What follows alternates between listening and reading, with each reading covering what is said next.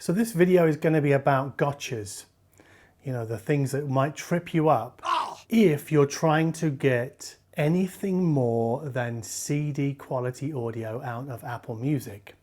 Because about, was it 2 weeks ago, 3 weeks ago, Apple Music announced that in June they would be extending their streaming service to include CD quality across the board and then high-res content for a small percentage of the library, which is about 70 million songs, I think. The big news about this new service is that it's coming with no price increase. However, I want to tackle this because, as many of you know, like Apple until recently streamed with the AAC codec, but it was still a lossy codec. And then when we moved to CD quality streaming, we are now at lossless. So no data is being thrown away. Now, the puzzling thing for me with Apple Music announcing CD quality streaming, high-res streaming, is that if you have a pair of Bluetooth headphones, even Apple's own Bluetooth headphones, Bluetooth does not do CD quality streaming. Not even with LDAC, not with aptX. I feel like a broken record because I talk about this all the time. But the thing is that's a bit of a gotcha for now, but Apple might solve that. But here's the other thing, right? Is that if you want to use wired headphones with an iPhone, you're going to need some kind of adapter. So you either have this kind of like a Apple's own adapter, USB here. I know some people prefer the bigger one. And then you need another adapter. I'll show you why in a moment. So we need like a USB-A to USB-C adapter. So then we can plug in something like a Zorloo Ztella. So then we can connect headphones here. Look at this. This is just, I'm sorry, this is, I've said this before. This kind of dongle hell. No, I'm not down with that. Even if we can get lossless or high res out of the lightning port here to that. Now you might say, well, okay, John, but there are products that do lightning audio, and I've got one of those here. This is the Audeze Sine headphone, and I've got the MFi approved, so made for iPhone. This is like an inline DAC. So on one end, we have the lightning plug, and then these obviously connect into the headphones. Yes, we can connect this, but I'm pretty sure that this is limited to 24-bit 48. Yeah, a little bit of a gotcha there for high-res fanciers with this particular type of product. What about if we move to an Android phone? Now, an Android phone has a USB socket on the bottom, or most of them do anyway, and that's quite good because we can connect a little sort of USB dongle DAC like this. But as I've covered before, everything coming out of this is resampled to 48 kilohertz by the Android operating system.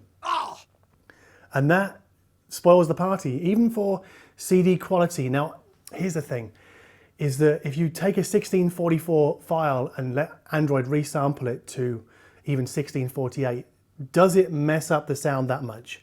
Probably not. But if you're a purist and you want bit perfect audio out of your Android device and you want to use Apple Music, I don't think there's a way around it. Because for Tidal and Qobos, you can use USB Audio Player Pro, which integrates Tidal and Qobos and then loads in its own USB driver here.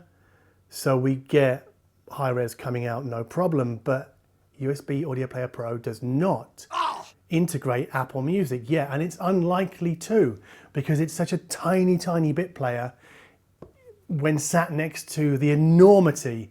I mean, you can't, well, maybe some of you can, but like the size of Apple, it's just gargantuan. Like next to Apple, Roon is a minnow, Audirvana is a minnow, so it's really unlikely we're ever going to see Roon or Audirvana or any of these apps provide a wrapper for Apple Music. So that limits our possibilities when it comes to hardwiring a network streaming situation into a hi-fi system, like for speakers, like I've got behind me. So we could just take a 3.5mm to dual RCA and tap the audio that comes out of a MacBook like this. But as I've covered many times before, this doesn't really sound very good. Therefore, we can obviously use a USB DAC like this. Wrong side, sorry, this is a M1 Macbook Air. So we connect that here, that's USB-C, and then that goes out to the hi-fi system. That will sound a bit better. But that relies on using Apple's own desktop app, because as I've said, there is no desktop app that I know of, like Roon or Audirvana, that wraps Apple Music.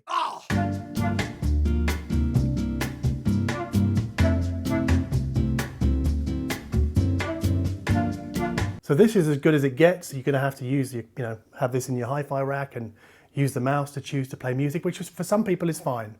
For some people that's fine.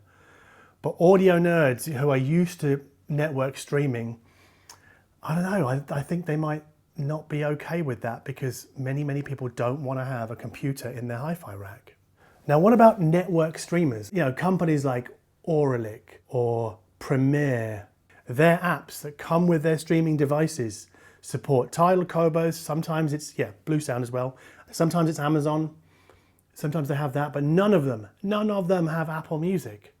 There is, I think, the only network streamer that's currently on the market that supports Apple Music is a Sonos streamer. So that's a problem. So there isn't really an elegant way, because there's no such thing as like Apple Music Connect. So getting Apple Music streams into a hi-fi system using a network streamer, we have to rely on AirPlay. And that means we can only use an iPhone or a Mac. So we fire up a stream on our phone like this, and then we select with a drop down the AirPlay endpoint to which we want to send the stream. But we're not handing off the stream. This is the thing. This is why it's different to Spotify Connect, is that the stream travels over the air into the phone, and then from the phone to the network streamer that supports AirPlay. And if we turn the phone off or leave the house, the music stops, because this is an integral part of the chain. It's not like Spotify Connect or Tidal Connect. The other option we have is to use Chromecast. That's that button up there, little square button.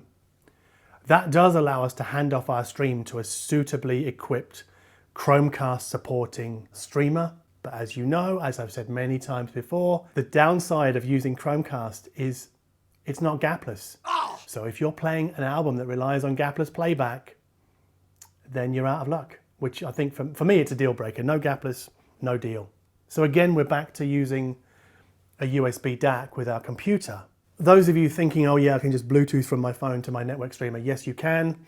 But as we know, Bluetooth is lossy, and there's no real point in stepping your Apple Music supply up to CD quality audio only to stream it over Bluetooth, which is lossy, because you may as well just stick with AAC in the first place, I think, really.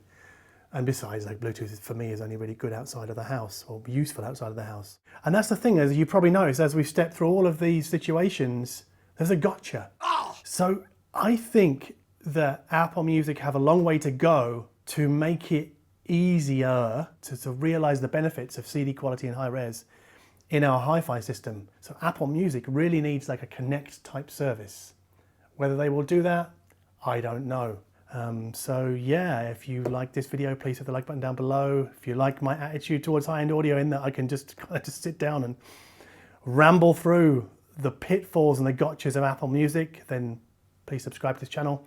And as always, thank you ever so much for watching.